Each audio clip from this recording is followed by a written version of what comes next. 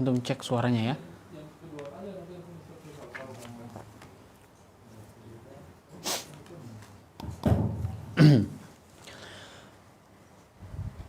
Bismillahirrahmanirrahim.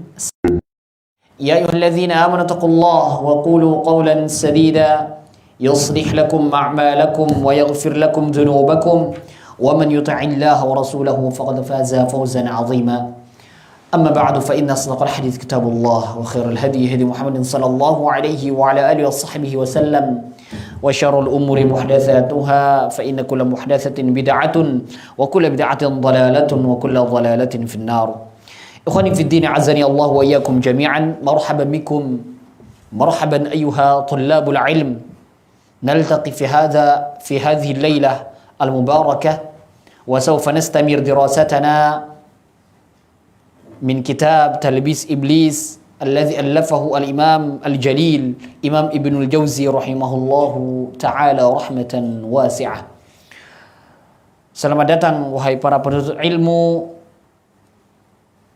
Insyaallah pada kesempatan yang berbahagia ini, pada malam yang semoga diberikan keberkahan oleh Allah Subhanahu wa taala ini, insyaallah taala kita akan melanjutkan kajian kita, melanjutkan pelajaran kita dari kitab Talbis Iblis yang ditulis oleh Al-Imam Ibnul Jauzi atau Al-Imam Abul Faraj Ibnul Jauzi rahimahullahu ta'ala rahmatan wasi'ah, yang mana alhamdulillah pada pertemuan sebelumnya kita telah menyelesaikan hadis yang diberikan atau yang dituangkan oleh Al-Imam Ibnul Jauzi rahimahullahu ta'ala di dalam bab yang pertama.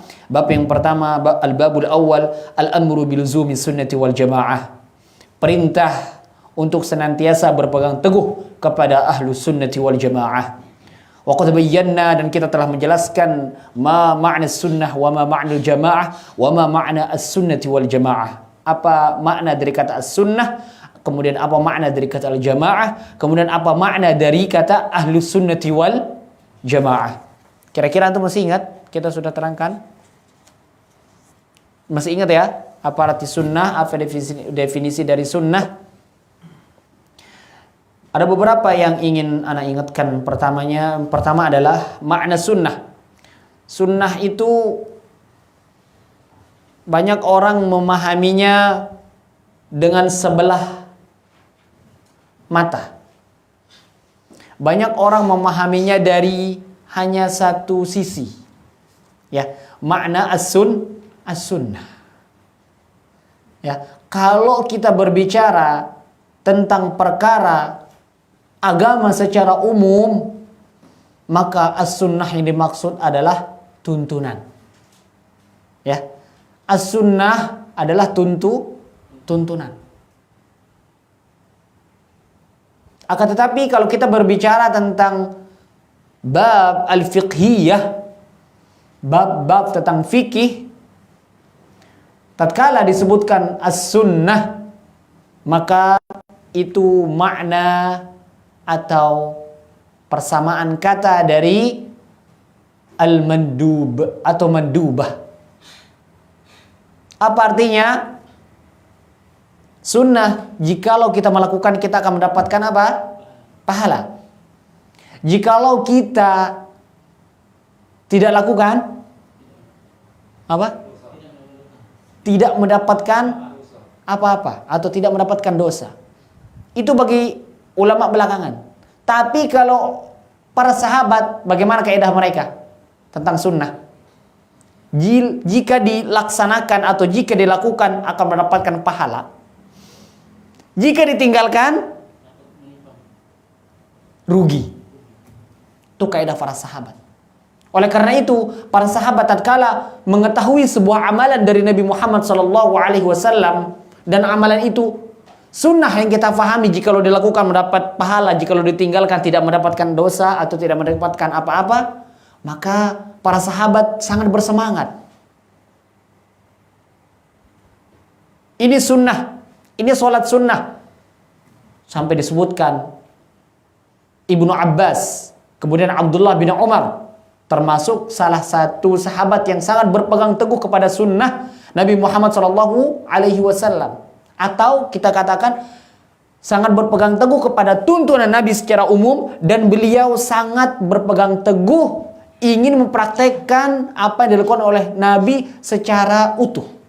Contoh seperti pernah disebutkan bahwasanya Ibnu Umar tatkala pergi safar, di mana Nabi SAW istirahat kemudian buang air kecil di situ, maka dia istirahat di situ dan buang air kecil di situ. Di mana Nabi SAW berhenti, disitulah dia berhenti. Saking apa? Berpegang teguh kepada sunnah Nabi SAW. Apalagi jelas yang perkaranya tentang ibadah, solat sunnahnya. Oleh karena itu Nabi SAW pernah mengingatkan, Ya Abdullah, la takun mithla fulan. Wahai Abdullah. Ana lupa yang dimaksud Abdullah bin Abbas atau Abdullah bin Umar. Tapi yang penting sahabat. Ya Abdullah, wahai Abdullah, kata Nabi SAW, la takun mithla fulan. Jangan seperti si fulan. Jangan seperti si ini, jangan seperti si itu. Kenapa? Kata Nabi SAW, kana yaqumul lail fataraka qiyamal lail. Dulunya dia istiqomah salat malam, rajin salat malam, rajin salat tahajud, bangun tengah malam, kemudian dia tinggalkan. Yang tadinya rajin, sekarang dia tinggalkan. Al-Imam Muhammad bin Shalih Al-Utsaimin rahimahullah ta'ala berkomentar tentang hadis ini. Hadis ini menunjukkan bahwasanya dilarangnya kita kufur nikmat. Maksudnya apa?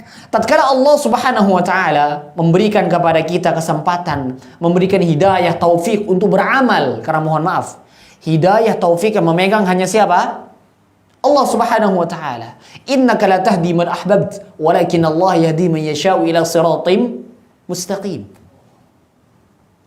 Allah Subhanahu wa taala menegur nabinya yang mulia, Nabi Muhammad sallallahu alaihi wasallam. Sesungguhnya engkau wahai Muhammad tidak akan bisa memberikan hidayah taufik kepada orang yang engkau cintai. Akan tetapi Allah lah yang memberikan hidayah kepada jalan yang lurus kepada siapa yang ia kehendaki. Ikhwani fid din, azani Allah wa iyyakum. Tatkala kita diberikan kenikmatan oleh Allah Subhanahu wa taala, nikmat hidayah taufik, hidayah agar kita bisa beramal. Karena mohon maaf, kalau untuk hidayatul irsyad wal bayan, antum bisa dapatkan dari ustaz, bisa dapatkan dari orang tua, bisa dapatkan dari teman. Itu antum bisa dapatkan hidayah al-irsyad wal bayan. Maksud dari irsyad wal bayan adalah keterangan, penjelasan. Akan tetapi hidayatul taufik itu yang megang hanya siapa? Allah Subhanahu wa taala. Bagaimanapun seorang ustaz, seorang kiai, seorang tuan guru menyampaikan kepada kita, menasihati kita bla bla bla bla, tapi Allah Subhanahu wa taala belum memberikan kepada kita hidayah taufik, padahal kita sudah dapat hidayah al-irsyad wal bayan, maka kita tidak akan bisa mengamalkan. Oleh karena itu firman Allah Subhanahu wa taala di dalam Al-Qur'an surat Al-Baqarah, Syahrul Ramadan alladzi unzila fihil Qur'an hudan linnas. Lihat kalimatnya, hudan linnas, petunjuk bagi apa? Siapa? Manusia. Tapi lihat di firman Allah Subhanahu wa taala di awal surat Al-Baqarah, hudan lil dzalikal kitabu la raiba fih. Apa? Hudan lil muttaqin. Allah khususkan. Yang tadinya umum, hudan linnas, hidayah, penjelasan, keterangan bagi manusia. Kemudian di dalam ayat yang kedua atau ayat yang ketiga, dzalikal kitabu la raiba fihi hudan lil muttaqin, hidayah bagi orang-orang yang bertakwa. Maksudnya apa? Hidayah taufik dari Allah Subhanahu wa taala untuk mengamalkan isi dari hidayah yang telah jelaskan. Jelas ini? Perbedaan antara hidayah secara umum dan hidayah secara khusus. Tatkala kita telah diberikan oleh Allah Subhanahu wa taala hidayah secara umum, maka mintalah hidayah secara khusus. Maksudnya apa? Hidayah taufik. Oleh karena itu kata para ulama, hidayah yang di dalam surat Al-Fatihah itu lebih condong kepada hidayah taufik. Apa bunyi ayatnya? Ihdinas siratal mustaqim. Ya Allah, berikan aku petunjuk ke jalan yang lurus. Tatkala kita hendak jalan ke sebuah tempat, kita tengok ada jalan yang lurus, tapi ada juga jalan yang bengkok, yang seolah-olah sama, tidak ada bedanya. Kita telah dijelaskan, ini jalan yang lurus, ini jalan yang tepat sampai ke tujuan. Tapi ada juga yang memberikan isu-isu, ini juga jalannya bisa kok lewat sini, nyampe nanti ke sana juga, nyampe. Lewat sini aja. Dan itu telah digambarkan oleh Nabi Muhammad SAW. Kemudian Allah Subhanahu Wa Taala memberikan di dalam Al-Quran kepada Nabi Muhammad SAW perintah, wa anna hadza sirati mustaqiman. Inilah jalanku yang lurus. Fattabi'u, ikuti. Ini loh jalan yang lurus, ini ikuti. Wala tattabi'us subul, jangan ikuti jalan yang dicerai berikan. Jalan-jalan yang kiri kanan jangan. Lurus. Dan Nabi SAW mengatakan apa? Aku tidak takut kepada kalian sebuah fitnah apapun itu. Akan tetapi yang paling aku takutkan apa? Al-a'immatal mudillin, kata Nabi SAW. Perhatikan ini baik-baik. Imam-imam yang menyesatkan. Kok berani Anda bilang sesat? Kenapa Anda berani bilang mengatakan sesat? Sabda Nabi Muhammad SAW. Doa ala abwabi jahannam. Para da'i, para ustadz yang menyeru kepada neraka. Subhanallah. Oleh karena itu, ikhwani fiddin azani Allah wa iyyakum, kembali kita tatkala Allah Subhanahu wa taala telah memberikan kita hidayah di atas sunnah. Hidayah bisa ingin belajar lagi. Hidayah terus menuntut ilmu, maka mohonlah kepada Allah Subhanahu wa taala hidayah taufik.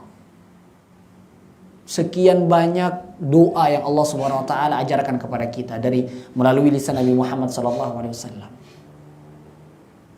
Di antaranya adalah Allahumma hdini, ya Allah berikanlah aku hidayah, petunjuk li ahsanil akhlaqi, untuk memiliki akhlak yang mulia. La yahdi li ahsaniha illa ant. Tidak ada yang bisa memberikan hidayah kepada akhlak yang mulia kecuali Engkau. Taib. Kira-kira jelas nih makna sunnah? Udah jelas? Jelas ya? Makna sunnah. Karena banyak orang keliru. Apa hukumnya jenggot?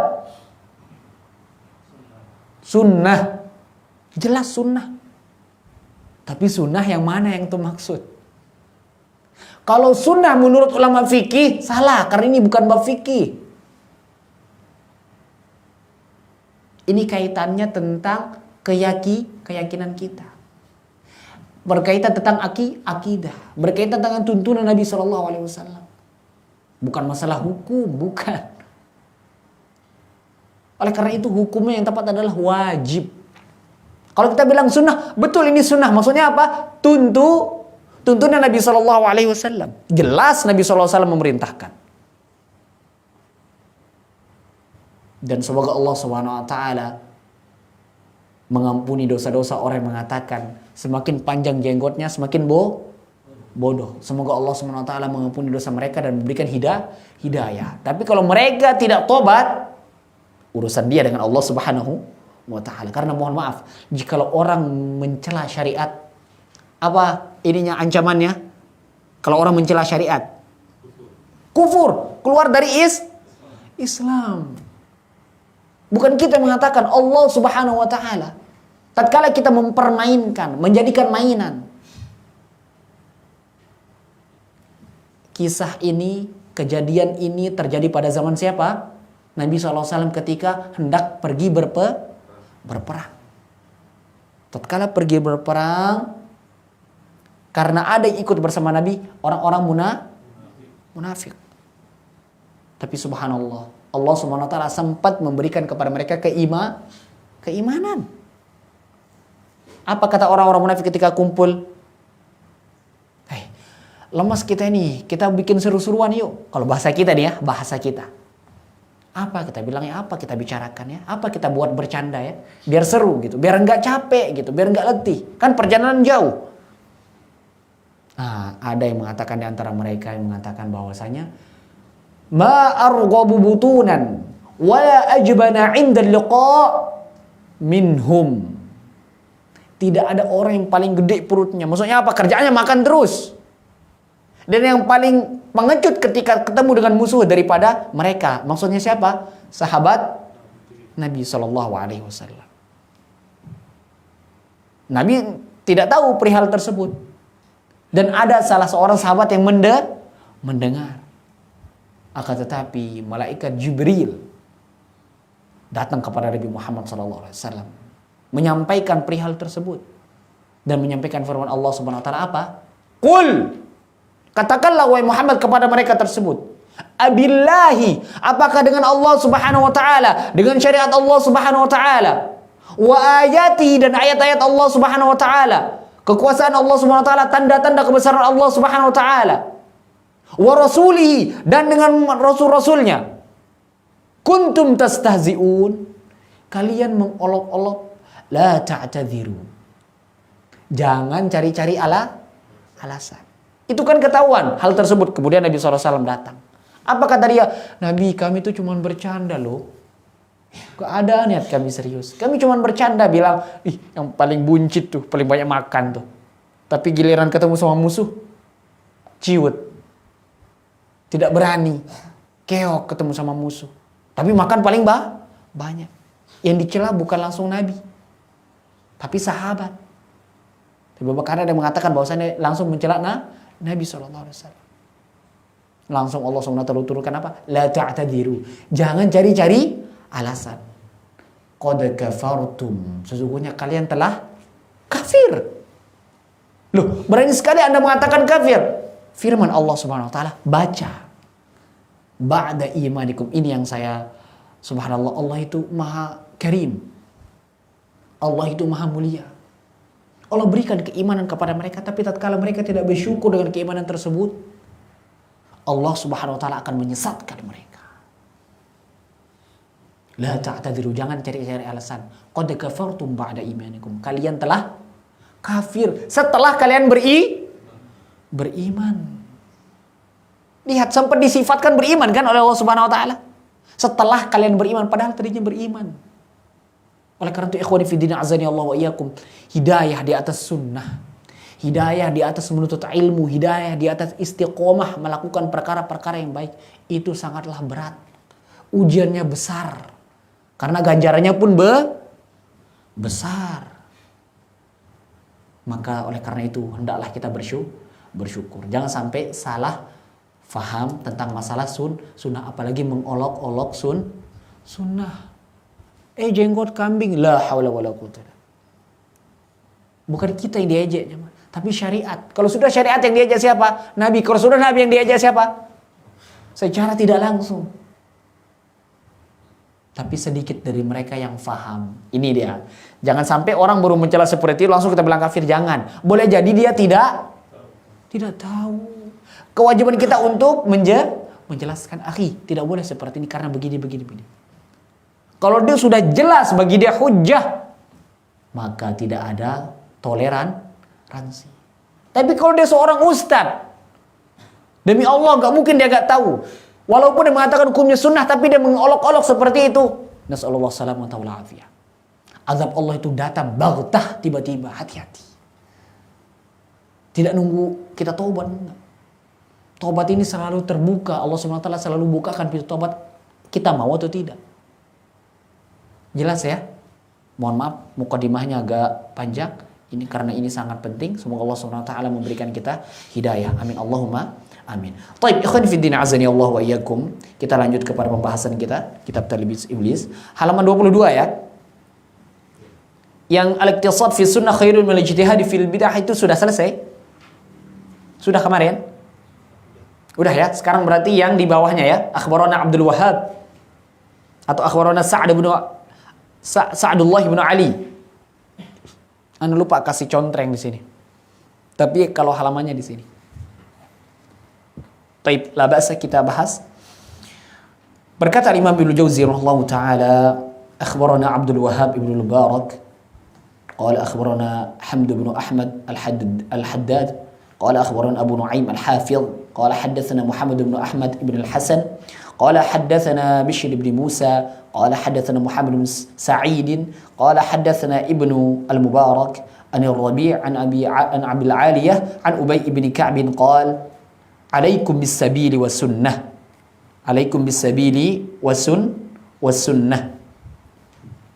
Fa innahu laysa min 'abdin 'ala sabilin wa sunnatin dzakara ar-rahman fa fadat 'aynah min khashyatillah. Fatamassuhu an-nar wa inna iktisadan fi sabilin wa sunnatin khairun min ijtihadin fi ikhlafin. Beliau menyebutkan sanadnya dari Abdul Wahhab sampai kepada sahabat siapa? Ubay bin Ka'ab. Mana beliau mengatakan, hendaklah kalian berpegang teguh di atas jalan yang benar dan sunnah, karena tidak ada seorang yang berada di atas jalan yang benar dan sunnah kemudian dia mengingat Allah Subhanahu wa taala sehingga dia meneteskan air mata. Kenapa? Karena takut kepada Allah Subhanahu wa taala. Wa inna iktisadan fi sabilin wa sunnah, dan karena sesungguhnya sederhana di atas jalan yang lurus dan di atas sunnah, khairun itu lebih baik daripada menjadi ijtihad atau memiliki pendapat di dalam masalah khilaf atau selain masalah sunnah. Maksudnya adalah kita diperintahkan oleh Allah Subhanahu wa taala untuk senantiasa berpegang teguh kepada jalan yang lurus yang tadi, sabil atau siratal mustaqim. Kemudian kita harus berpegang kepada sunnah. Di sini untuk memperjelas. Kemudian maksudnya apa? Tatkala seseorang sederhana di atas sunnah itu lebih baik daripada bisa berpendapat akan tetapi menyelisihi sunnah. Sama maksudnya dengan yang di atas. Kalau antum yang punya terjemahan, antum boleh bacakan terjemahannya? Boleh? Yang ini saja, yang perkataannya dari alaikum bis-sabil wa sunnah. Dia berkata, Ubay bin Ka'ab berkata. Dari Ubay bin Ka'ab berkata, dia berpeganglah pada jalan yang lurus dan as-sunnah, karena seorang hamba yang berada di atas jalan lurus dan sunnah itu mengingat Allah yang Maha Pengasih, lalu kedua matanya menangis karena takut kepada Allah. Sungguh dia tidak akan disentuh oleh api neraka. Dan sungguh sederhana di jalan yang lurus dan sunnah jelas lebih baik daripada bersungguh-sungguh dalam menyelisihi keduanya. Baik. Ana penasaran sama kalimat fatamassuhun nar. Ini kalau di bahasa Arabnya artinya maka dia akan dikenai api. Tapi di situ apa? Tidak. Iya, terjemahannya. Iya kan? Tapi kalau bahasa Arabnya, kalau kita lihat secara terlek, tidak ada kalimat tidak di situ. Coba tengok bahasa Arabnya, fatamassuhun nar. Massa yang musuh itu artinya sentuh, kena. Kalau di sini kalau seandainya disebutkan fala, mungkin kita terjemahkan. Makanya saya agak ragu, makanya saya coba apa terjemahannya di situ.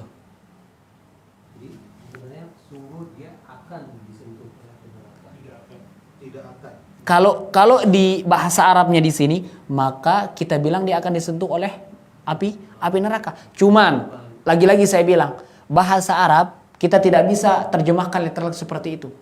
Kita harus sesuai teksnya. Makanya tadi saya tidak terjemahkan ketika saya baca.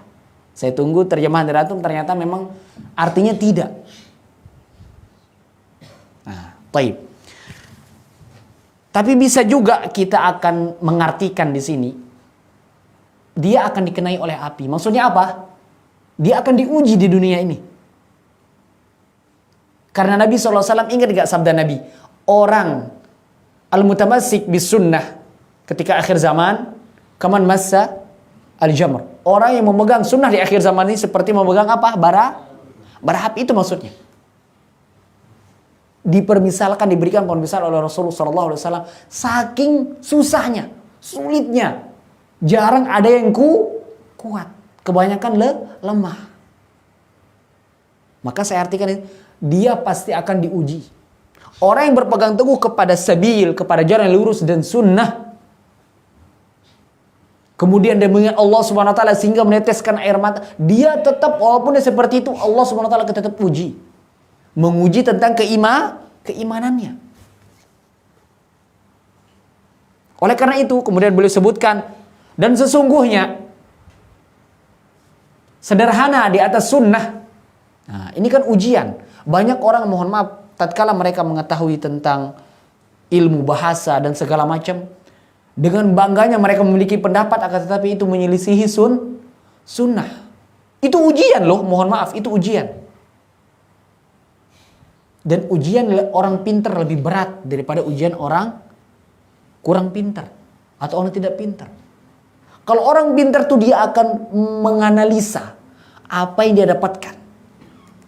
Tatkala Allah Subhanahu Wa Taala memberikan kepada dia hidayah taufik, memberikan hidayah kepada dia, kepada hatinya, kepada jiwanya, bahwasanya Allah Subhanahu Wa Taala akan tunjukkan kepada jalan yang lurus, maka fabiha wa ni'mah. Maka sungguh itu kenikmatan luar biasa. Tapi lihat betapa banyak orang yang memiliki logika yang Masya Allah luar biasa, tapi Allah tidak berikan hidayah kepada taufik, hidayah taufik, sehingga kepintarannya tersebut tidak sampai, tidak mau bahkan menerima yang hak. Yuk, ini hadis, yuk sama-sama hadis kita. Padahal yang satunya hadis sahih, yang satunya hadis masih mending kalau dhaif. Maudhu' la aslalah, kata para ulama. Udah maudhu' itu adalah hadis yang dibuat oleh manusia biasa, bukan Nabi SAW. Kalau la aslalahu itu tidak pernah ada asal usulnya. Antum pernah dengar kalimat as-salat imaduddin? Apa artinya? Salat adalah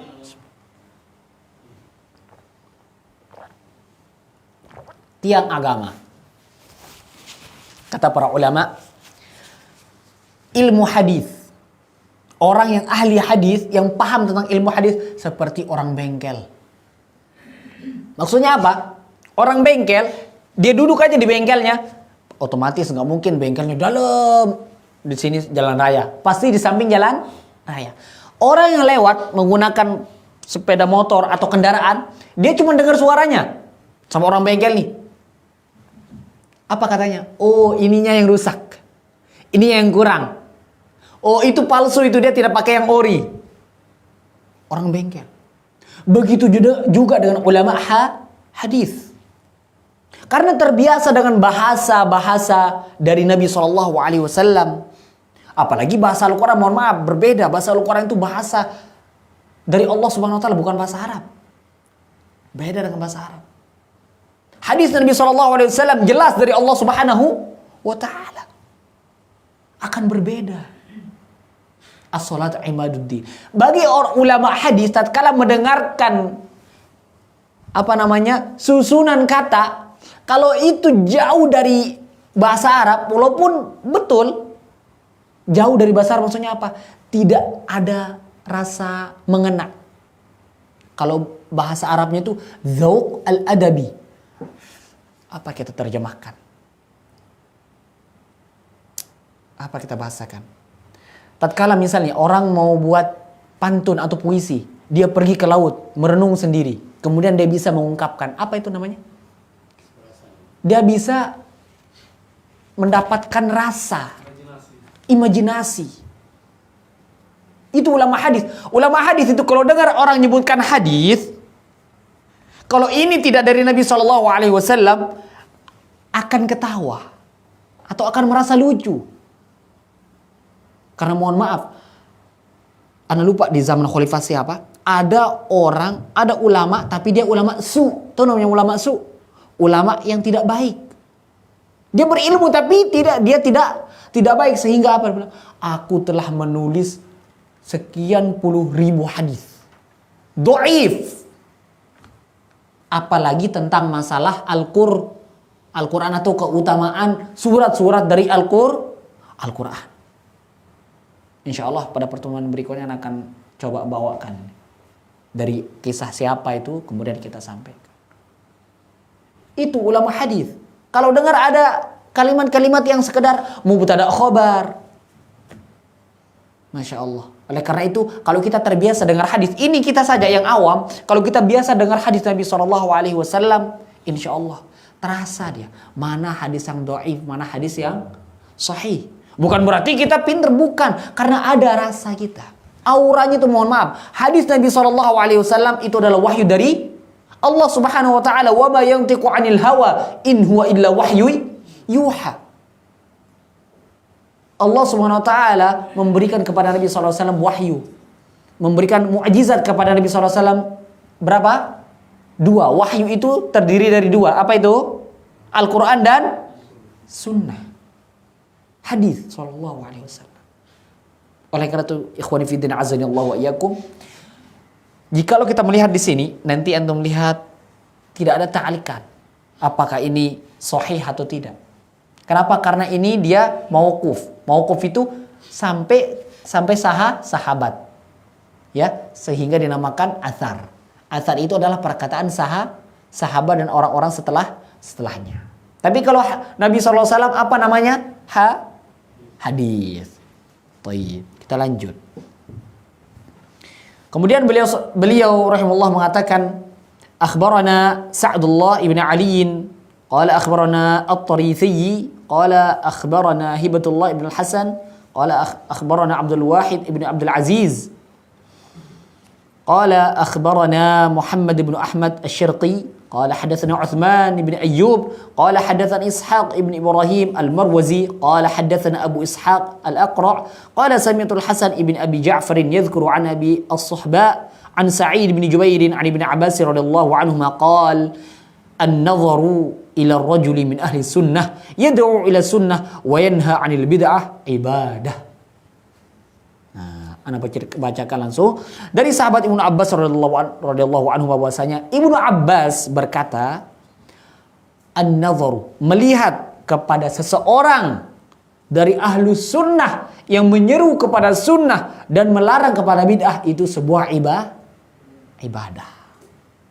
Lihat, cuma nengok loh.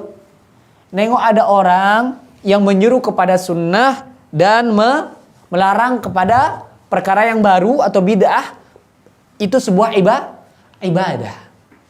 Kira-kira kalau untuk kita secara zohir, kita lihat secara lahir ini, kita betul tidak ibadah kira-kira? Cuma nengok doang. Jawabannya bisa jadi betul. Kenapa? Karena orang yang nengok tatkala orang menyampaikan sesuatu, itu namanya pergi menuntut ilmu. Contoh misal, antum hadir sebuah kajian. Kajian itu ada ustadz yang menyampaikan tentang sunnah dan yang menyampaikan tentang tidak bolehnya kita melakukan perkara yang baru dalam agama. Ibadah bukan? Ibadah.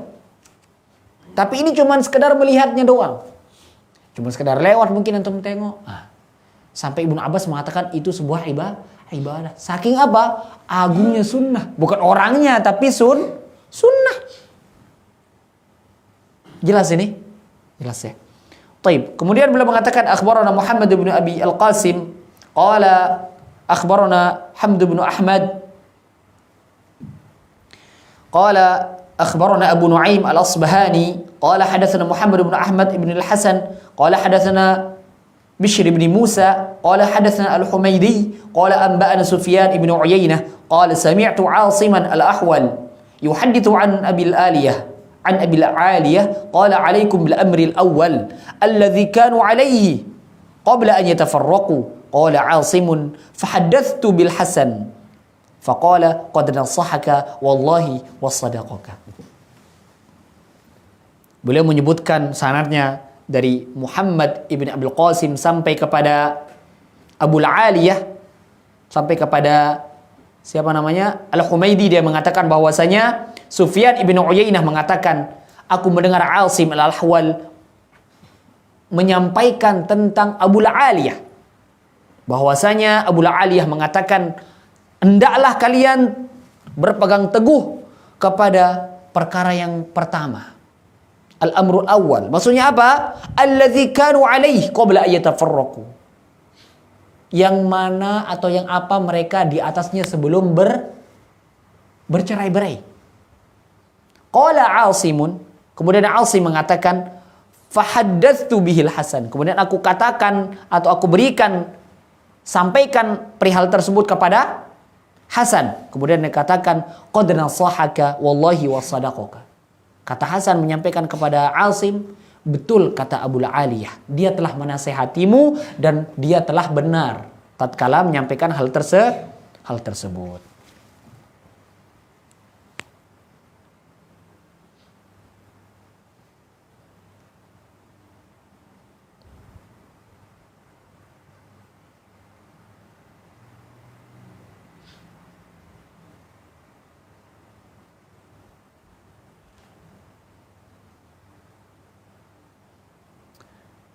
Kayaknya belum itu, Pak. Live-nya cuma 2 menit langsung habis. Ana baru tengok. Mati ya? Jalan. Tapi kok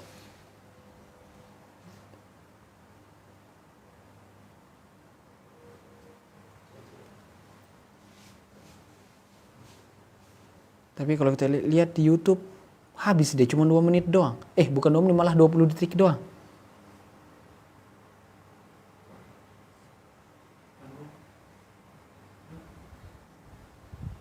Ada? Kalau Facebook nyambung deh.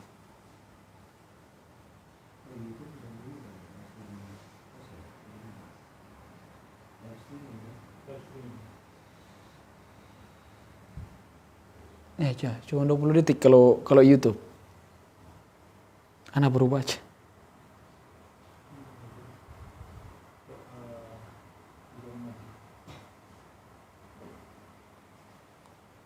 Taib, labas. Yang penting di Facebook jalan ya. Jalan. Taib. Alaikum bil amril awal. Hendaklah kalian berpegang teguh kepada apa? Perkara yang pertama. Maksudnya apa? Perkara yang baru keluar dari Nabi SAW.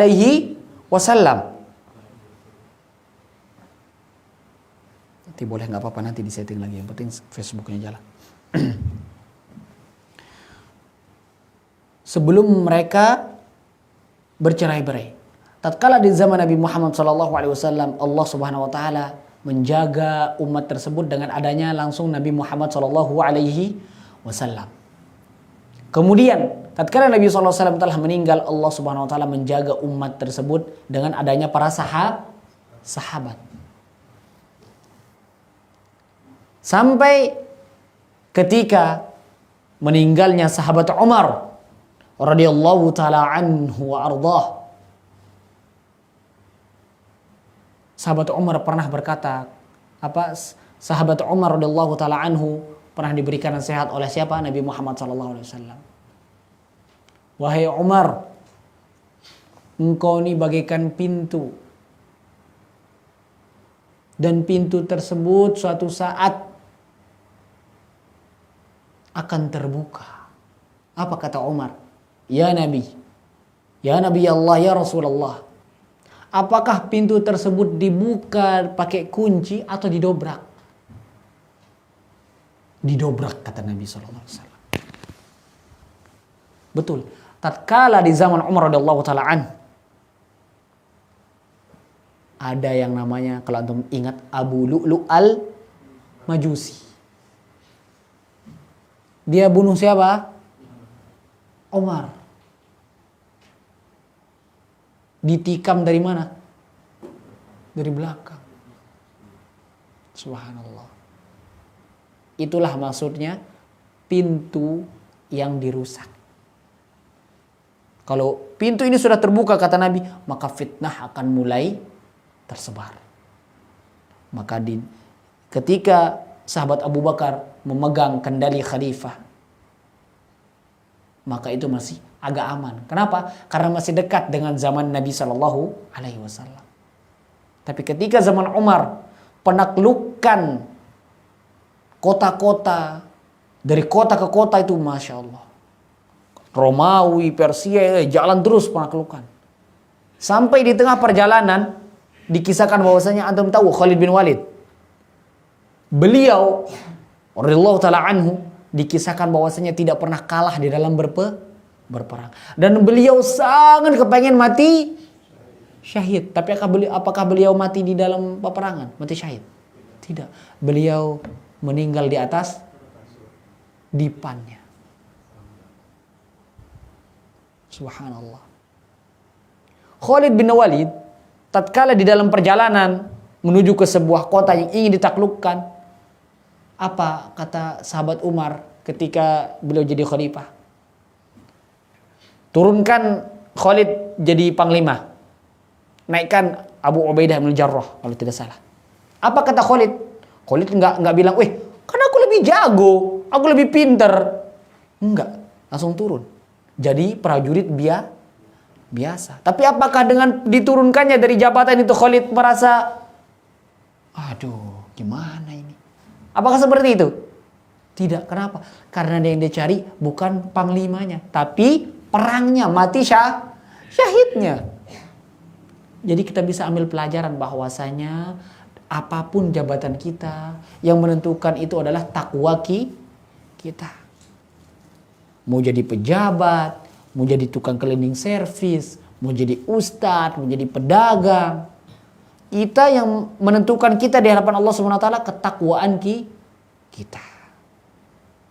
Dan semoga Allah Subhanahu wa taala menjadikan kita orang-orang yang beriman, orang-orang yang Allah Subhanahu wa taala kuatkan imannya, dan imannya tersebut bisa melarang kita, bisa membuat kita terhindar dari apa?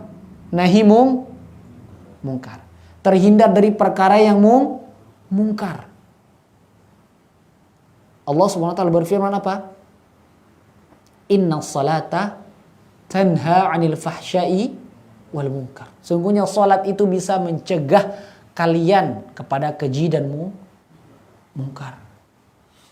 Ustaz, setiap hari saya sholat, Ustaz, 5 waktu, sehari semalam.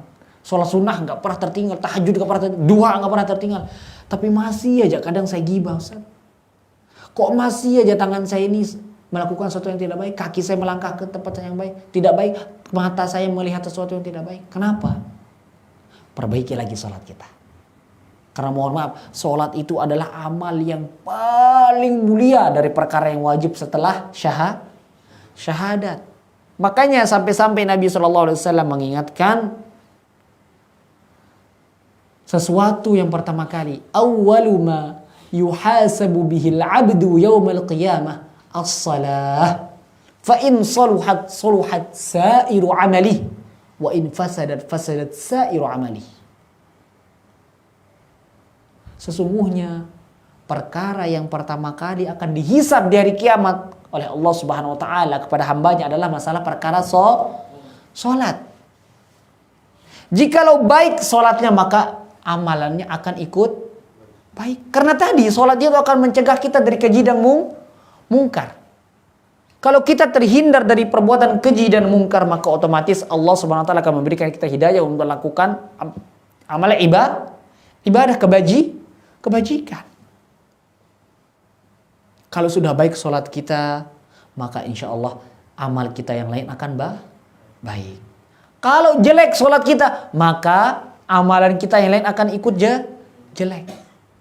Oleh karena itu, ana, antum, dan kita semua, jikalau kita masih ada merasa bahwasanya, kok saya selalu melakukan dosa tersebut, dosa bla bla bla bla. Karena kita tidak tahu, ada dosa yang orang nampak, ada juga dosa yang orang tidak nampak yang kita lakukan.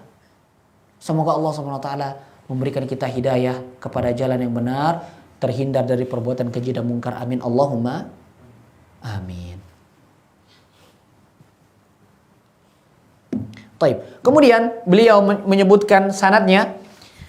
Qala akhbarana Muhammad bin Abdul Baqi, qala akhbarana Ahmad bin Ahmad, qala akhbarana Ahmad bin Abdullah Al-Hafiz, qala anba'ana Muhammad bin Ahmad bin Al-Hasan, qala anba'ana Bishr bin Musa, qala anba'ana Muawiyah, qala akhbarana Muawiyah, qala akhbarana Abu Ishaq Al-Fazari, qala Al-Auza'i, isbir nafsaka 'ala sunnah.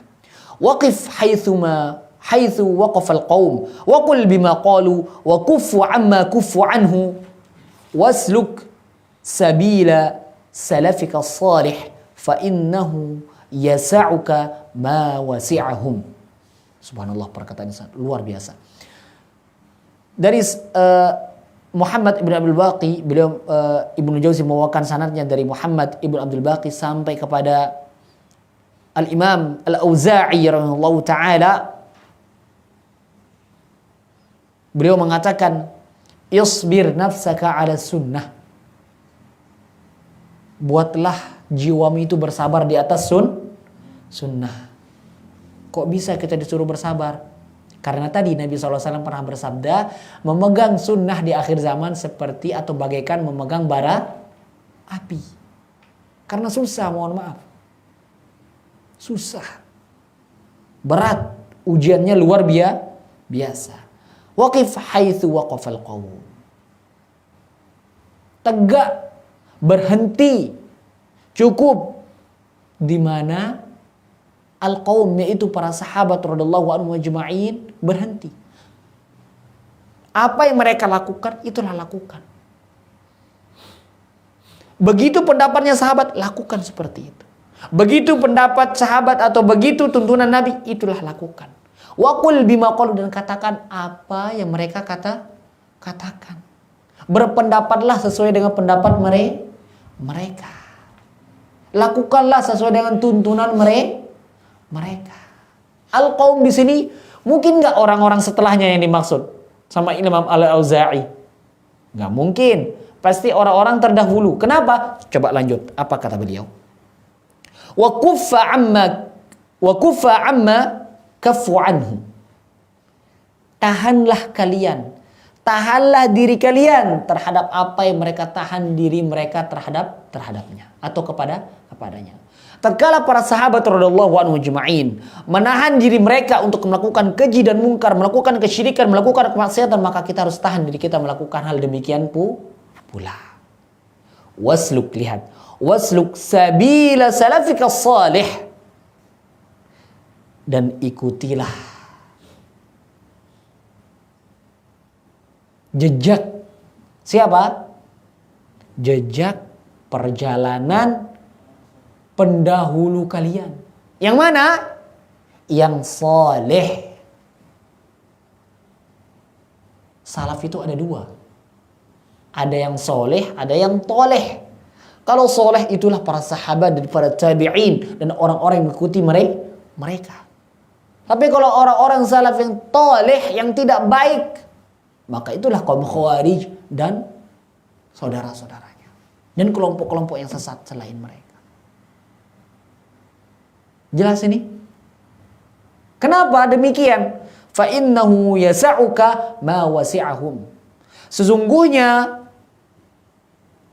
akan membuat kalian longgar apa yang membuat mereka longgar. Apa yang Allah Subhanahu wa taala janjikan kepada mereka dari kenikmatan, dari kemudahan, maka kalian juga akan mendapatkannya. Jelas ini? Ikhwan fiddin azani Allah wa iyyakum.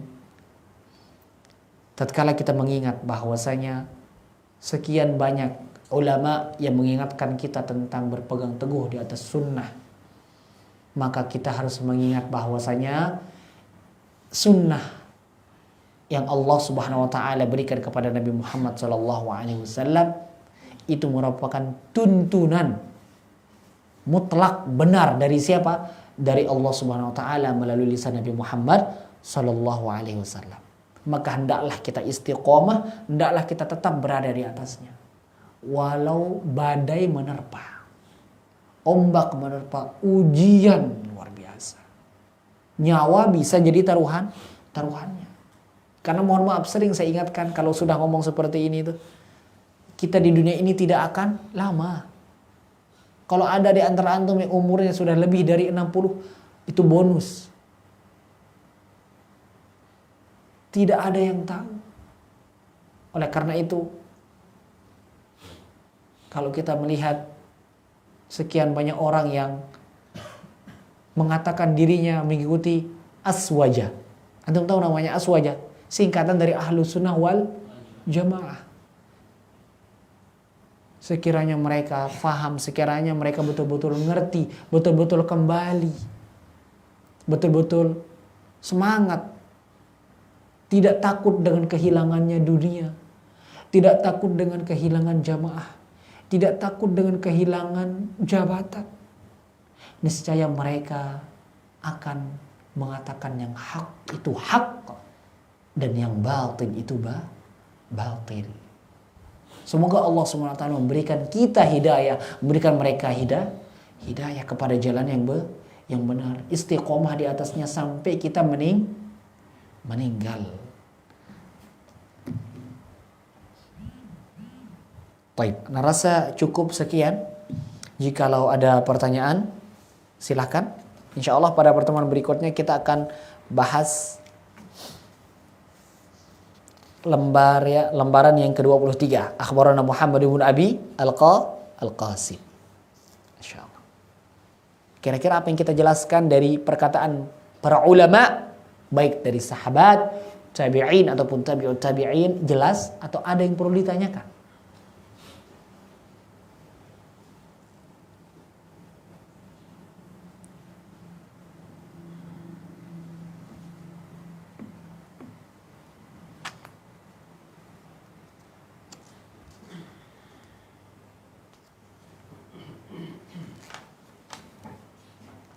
Taib. Kalau tidak ada, mari tulis faidah. Faidah yang bisa kita ambil ya pada pertemuan kali ini dari perkataan para ulama, dari sahabat, tabi'in dan seterusnya. Yang pertama,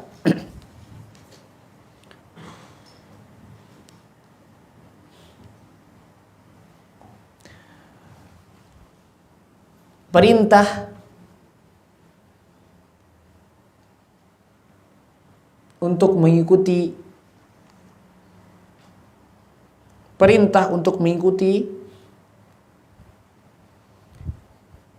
jalan yang lurus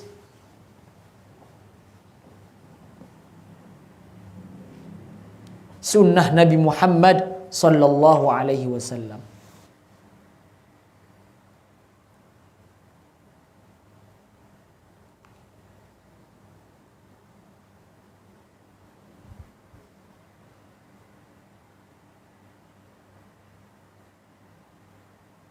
Kemudian sederhana di atas sunnah,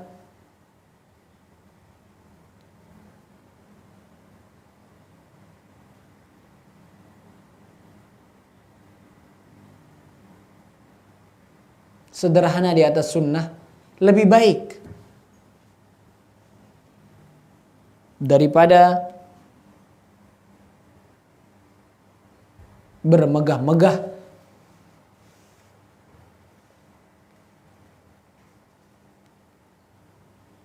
di atas bid'ah atau perkara yang baru.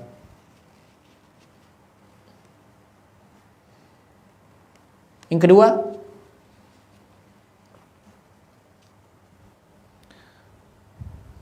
anjuran untuk senantiasa menuntut ilmu.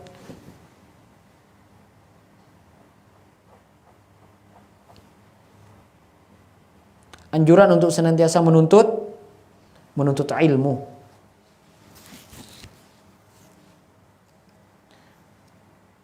Yang ketiga,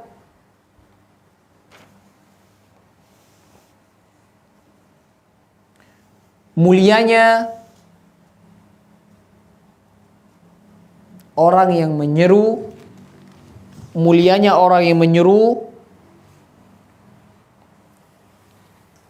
kepada sunnah dan melarang. Kemuliaan orang yang menyeru kepada sunnah dan melarang perkara bid'ah atau perkara baru dalam agama.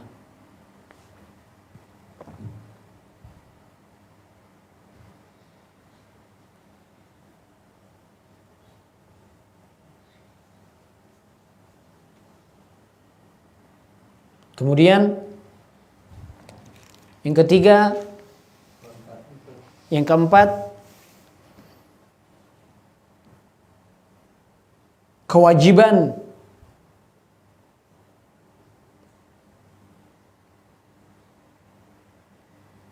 untuk meminta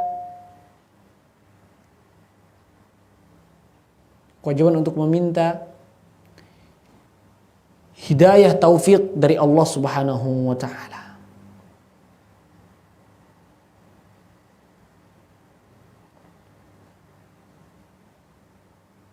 Yang kelima, la haula wala quwwata illa billah. Anjuran untuk saling menasehati di atas sunnah. Anjuran untuk saling menasehati di atas sunnah.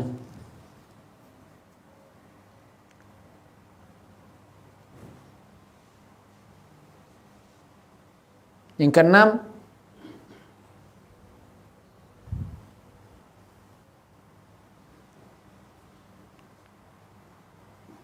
kewajiban untuk bersabar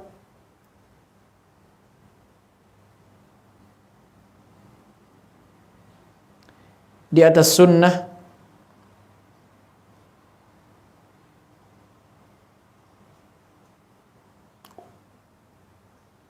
walaupun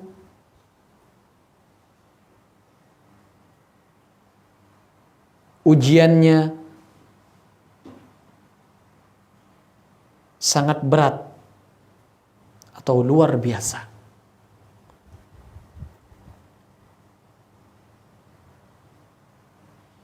Kemudian yang terakhir, anjuran untuk mengikuti jejak para salafus salih. Anjuran untuk mengikuti jejak para salafus salih.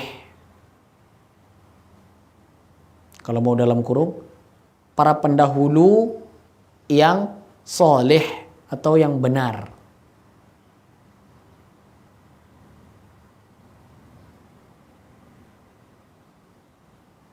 Baik. Sudah? Kalau tidak ada pertanyaan, ana rasa cukup sekian. Atau ada pertanyaan? Atau jelas? Jelas ya? Baik. Semoga Allah Subhanahu wa taala memberikan kita hidayah. Allahumma hdina li ahsanil akhlaqi la yahdi li ahsaniha illa anta. Wasrif 'anna sayyi'aha la yasrif 'anna sayyi'aha illa anta. Amin Allahumma amin. Wa sallallahu ala nabiyyina Muhammad wa ala alihi washabbihi wasallam. Subhanakallahumma wa bihamdik asyhadu an la ilaha illa anta astaghfiruka wa atubu ilaik. Wassalamualaikum warahmatullahi wabarakatuh.